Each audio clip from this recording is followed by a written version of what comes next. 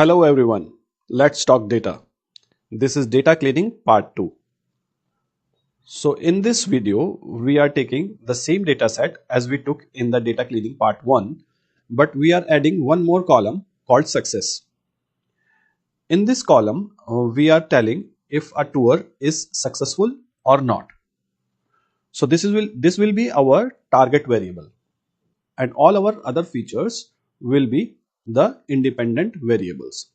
So the success we can call it as dependent variable, and it depends on all other features, and these are called independent variables. So on this data we will learn 5 things. First is handling outliers. Outliers are the data which are extreme in your data set. Like they are very small or very large numbers in each column. So we will understand what are the outliers in our dataset and how to handle them. Sometimes we remove them, sometimes we handle them to match our dataset. So we will understand how to handle outliers. Second is renaming column names for clarity. So sometimes we are provided with the dataset which have cumbersome column names. So they may be abbreviated or too long and difficult to work with. We need to rename these columns to work more conveniently. So we will understand how to rename the column. Third is encoding categorical data or converting categorical data to numerical data. So all our machine learning models, they understand numbers. They don't understand strings or objects. So in order to make our data more machine friendly or machine learning friendly, we need to convert the categorical data or the string data into numerical data. So we will understand how we can do it using encoding. Fourth is handling multicollinearity. So we will understand what is multicollinearity, how it affects our models, and how we can handle it. Fifth is creating new features. Now when we understand the multicollinearity, we will understand how different features are affecting our target variable. So we can use our knowledge to create new features by merging or splitting our existing features. So let's get started. So here we will learn 3 methods of handling outliers. First is threshold method, second z-score, and third IQR or interquartile range. So the dot describe method describes our data. It describes all our numerical data. So it has divided our data, numerical data, into 4 quarters. From minimum to 25%, first quarter, 25 to 50, second, 50% to 75%, third quarter, and 75% to maximum, fourth quarter. So we can see here that from minimum to 25% and from 75% to maximum, there is not much gap. So in rank, we don't have any outliers. In peak, you see that in 75%, there the data is 47, while the maximum is 210. Still, we can handle that. So how do we handle these outliers? First method is threshold. First is called the threshold value. We arbitrarily take some values which is called the threshold value. We take a minimum threshold value and the maximum threshold value, and we eliminate the data above and below those threshold values. So for this, we are using dot where method. So here we have taken a threshold value of 100. Let's take our column peak. For this, we have taken the threshold value 100. So with dot where method, we are selecting rows where our peak value is above 100. So these are our outliers.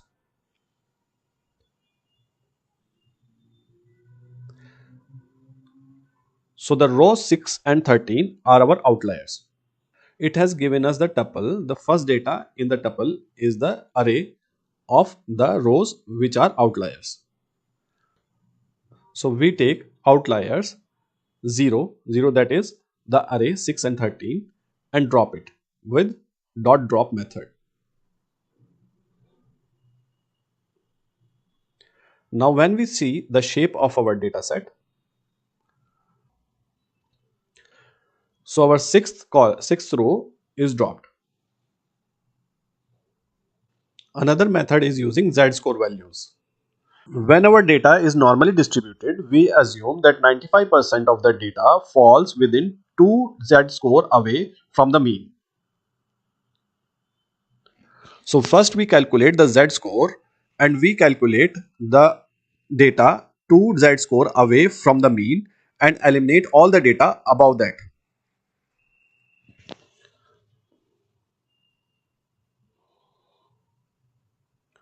So here we are importing the stats from SciPy, and then using stats.z-score method, we are calculating the z-score for the column all-time peak. And we are converting into an absolute value because there may be some negative, some positive values. We are converting all values into absolute value or positive values. Now here we will select all the rows where z value is greater than 2. These are called outliers.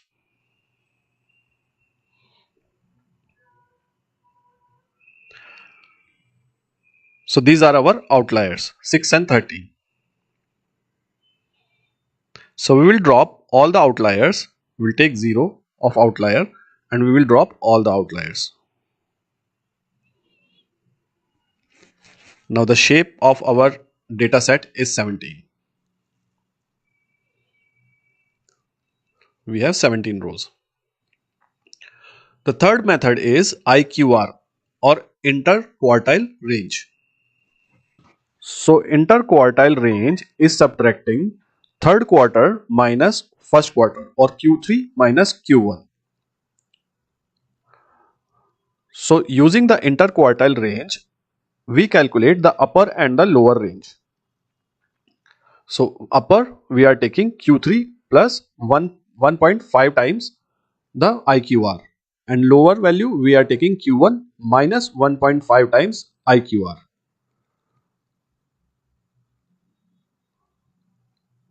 So using this upper and lower method, we use the threshold. So this upper and lower we use as threshold. And using dot where method like we did above, we calculate our outliers.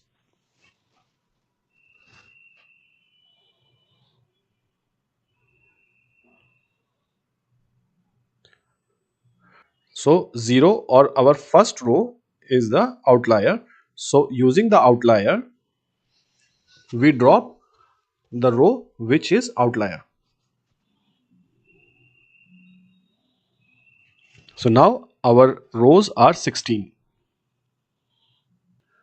Second part is renaming column for clarity. So for this we will use the method dot rename. So in this dot rename method, we give the parameter columns.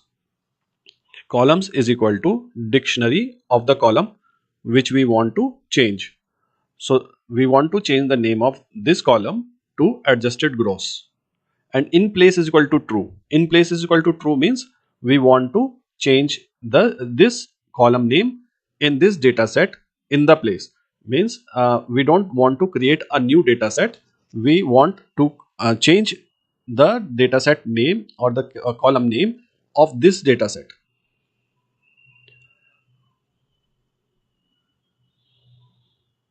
So now we have changed the name to adjusted gross, from adjusted gross in 2022 dollars to adjusted gross. Now we will understand how we can convert our categorical data or string data into the numerical data. We can use two methods. One is one hot encoding, other is label encoding to convert our categorical data to numerical data. So label encoding is mostly used for ordinal data, where our data points have some order, while one hot encoding is used mainly for nominal data, where there is no order. So for this, we need to find the unique values in our data. To find this, we use the method dot unique. So let's first see our df.head. In this, our artist have some artist name. This column artist have some artist name. So let's see how many artists are there in this column. So for this, we are fetching our df artist column and then using the method dot unique. With this dot unique method, we can know how many unique values are there in this artist. So these are all the unique values in our artist. So there are 7 artists. Our columns, our rows are 20, but our artists are only 7. So we are comparing the tours of 7 artists. So let's now apply one hot encoding to this nominal data. Because these are names, so we will use one hot encoding. So we can use two methods for one hot encoding. One is importing one hot encoder from scikit-learn.preprocessing, or we can use the method get dummies from the pandas itself. So first we will use one hot encoder from scikit-learn.preprocessing. From scikit-learn from .preprocessing, import one hot encoder. With this one hot encoder, we made an object called encoder. So one hot encoder sparse output false, drop is equal to none. So we are not dropping any column. So one hot encoder, we convert it into an object.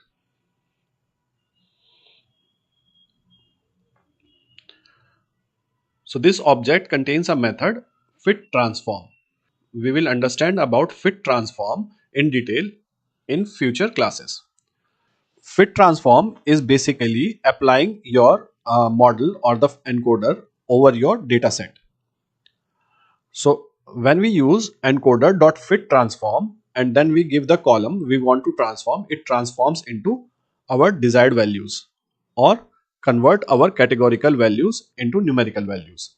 So encoder.fit transform, then we give the column which we want to transform and then take it into encoded artist. So now if we see the shape of our encoded artist, it is 16 into 7, 16 rows and 7 columns. So there were 7 artists, so we have made 7 columns. So now let's convert our encoded artist object into a data frame, pandas data frame. So we give this encoded artist to the pandas data frame and then we give the name of the columns and it convert it into pandas data frame. So this is how our data frame look like after converting categorical data into numerical data. So all our artist column data is converted into numerical data. So we have converted all the artist column into the numerical data.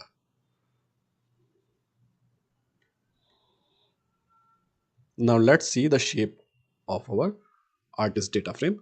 It is 16 into 7. So now let's concatenate this data with our original data, that is df. So for this we are using pd.concat method. We are providing df, our original data set, and artist df, our categorical data converted into the numerical data. So we join this both data set on x is equal to 1 or column wise.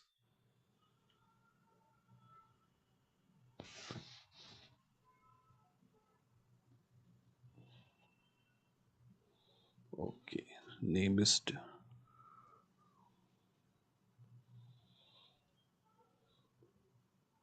So this is how our new data set look like. So you can see this is artist column and all the artist column is converted into the numerical data. Now we can drop this artist column. So now what we will do, we will drop all the unwanted data in our data set. So we will drop adjusted gross because we have already actual gross. Then we will drop artist because we have converted it into the numerical data. We will drop tour title, which is of no use. We will drop years, average gross, and the reference. We will drop it by using dot drop method.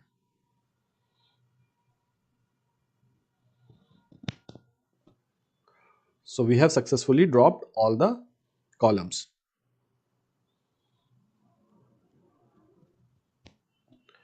Now the second method is to use get dummies. So we will use the column success. Here our target variable is success. So we will convert it into the numerical data.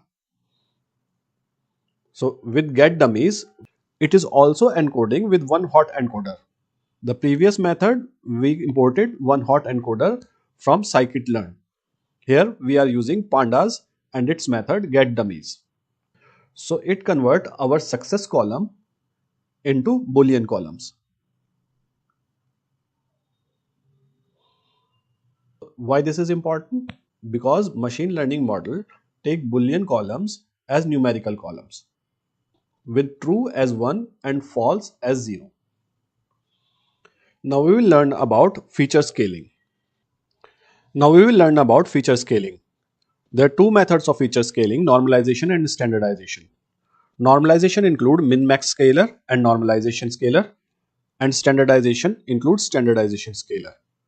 These are basic scalars. There are other scalars also, but we will study here min-max scalar, normalization scalar, and the standardization scalar. So what they do? So if you look in our data, the actual gross has very big values, while the peak has smaller values. So when we use this data in our machine learning model, the actual gross will have more impact on our outcome than the peak value. So to convert them into the same scale, we need to scale our data set. So the first method, the min-max scalar, it converts our dataset values between 0 and 1.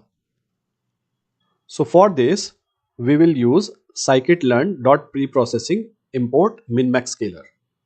So we are importing min-max scalar from scikit-learn.preprocessing and we are converting into an object. The object name is scalar. Now we removed the success column from our dataset.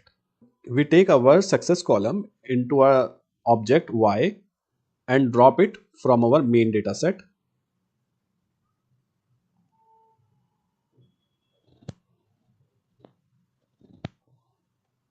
And then we use our scalar object or our scalar to fit transform our remaining dataset to 0 and 1. So now we will convert our scaled dataset into pandas data frame. So pd.dataframe df scaled, first parameter is our the scaled object and second is the list of the columns. The list we have made here x for x in data frame encoded dot columns.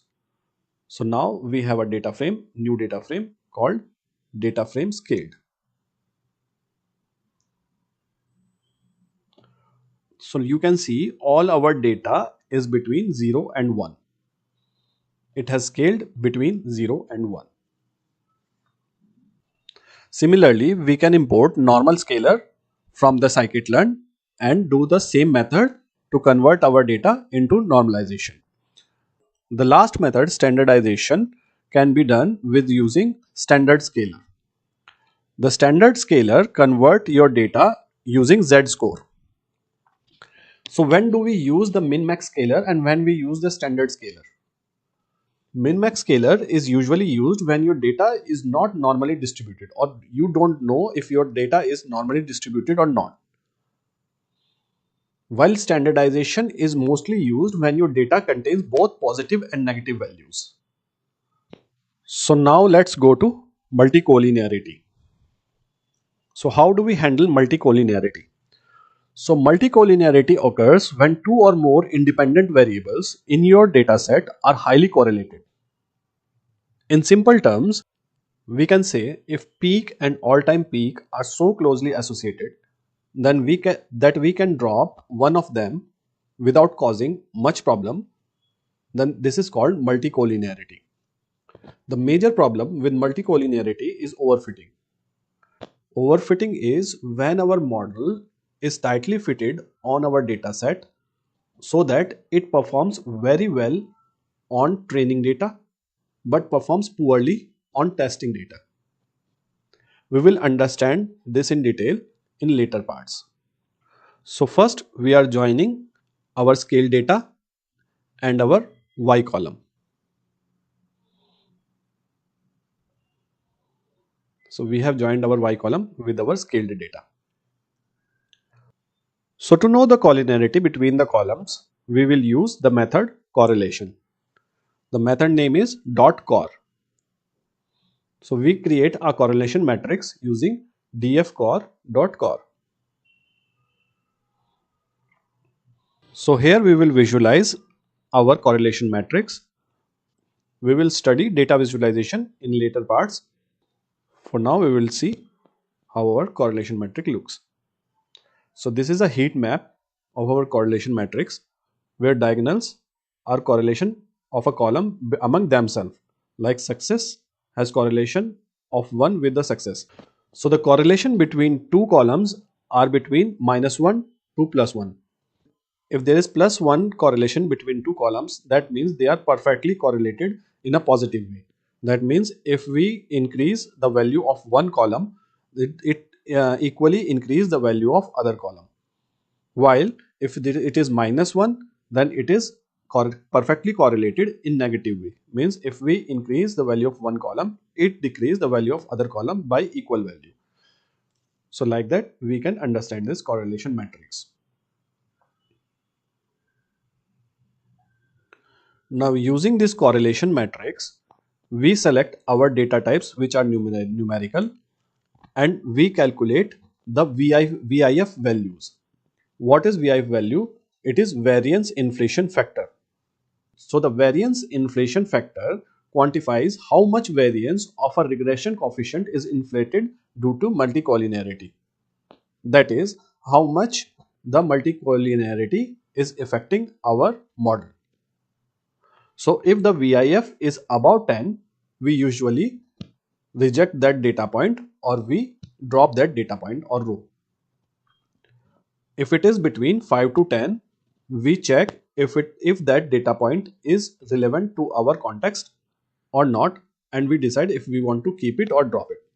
If it is below 5, then it is good and we keep it into our data set. So here we are calculating our VIF. Here you see we are getting some errors and the value are infinite. Let's check what is the problem. So the infinite values are for all the columns for our artist because they are correlating among themselves. To rectify this, we can drop one of the column of our artist and this will correct our VIF values. So we will drop artist Adele and now if we recount it, it is giving us correct values. So here you can see that our 15, the actual gross has a value higher than 10. So this is highly correlated. So now the last part, creating new features. Looking at the VIF, we can understand if we need to create new features or drop certain features. For instance, here we have rank and actual gross, which have high VIF. So using these two columns, we are creating one new column, rank actual gross. So we can do this by taking two columns like X, we are taking the rank column and the actual column, actual gross column, and we are multiplying them and converting it into a new column called rank actual gross. And we are dropping this rank and actual gross column. So there are several other methods also where you can merge or split the data columns. We will see them when we will do the EDA or exploratory data analysis in future videos. For now, you practice all the methods which we have told you in this video so that you can understand how this works. The main purpose of this part 1 and part 2 of data cleaning was to get you familiarized with all the methods. There are many other methods and many more concepts into the data cleaning and exploratory data analysis. We will learn them step by step when we will do actual exploratory data analysis on our dataset. We will import the dataset from the Kaggle and we will do our exploratory data analysis.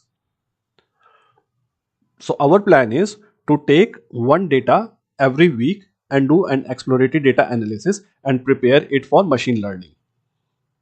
So that by the end of this year, we will be master of the data cleaning and using and exploratory data analysis.